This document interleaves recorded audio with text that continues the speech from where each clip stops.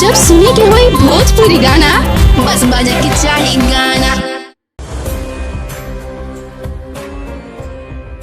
रुक का नहीं रहुआ, तू जा, हमरा अकेले में दर्शन करे के बा। हो गल नाटक चालू।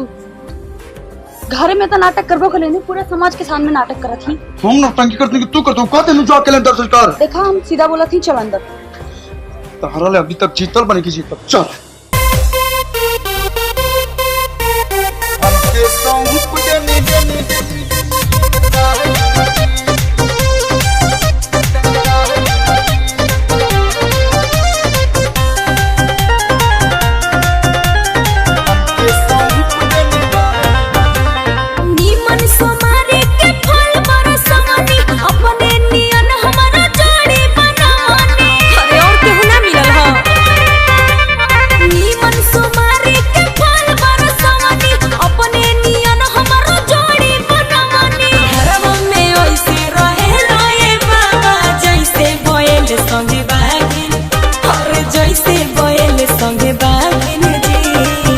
हमरो दुख सुनिए भोलेनाथ, अरे अपने तये बाबा नाग रखली हनी, अपने तये बाबा नाग रखली हनी, हमके सौंप देनी ना जी।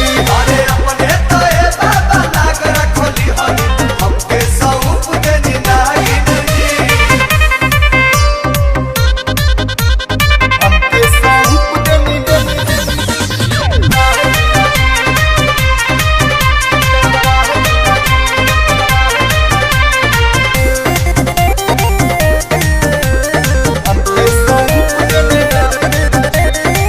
कैनी पूजा राऊ बेल पतई फूल से, लिख देनी भाग हमार रउआ तेरा सोल से।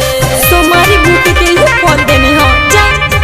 हंसे तो डसे लगे बिया, हम बानी जैसे गणेश जी के।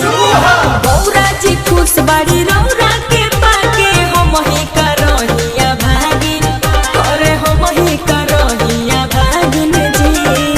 तनी दरद में सुनावा बाबा के। अरे अपने तये बाबा नागरा खोली हनी, बच्चा के पुकारतिया दोस्त ले देखो तो। अरे अपने तये बाबा नाग रखली हनी, हमके सौंप देनी नागी जी। अरे अपने तये बाबा नाग रखली हनी, हमके सौंप देनी नागी जी। हमके सौंप देनी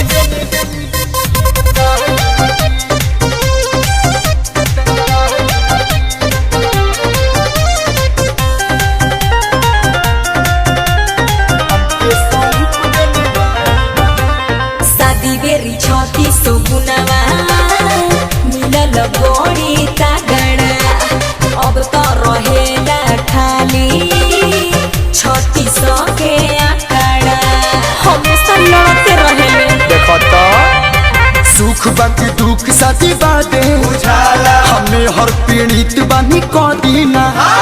पलू के पलू में बांधे से बढ़िया रहती भोले बैरागिन, अरे रहती भोले बैरागिन जी।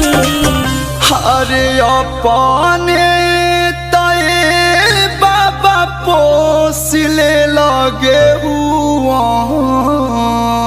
धामी नहीं का। अरे अपने तये बाबा पोसले लगे हुआ, हमके थमा देला ना जी। अरे अपने तये बाबा नाग रखली हनी, हमके सौंप देनी ना जी। जैसा ने बड़े ठीके बड़े।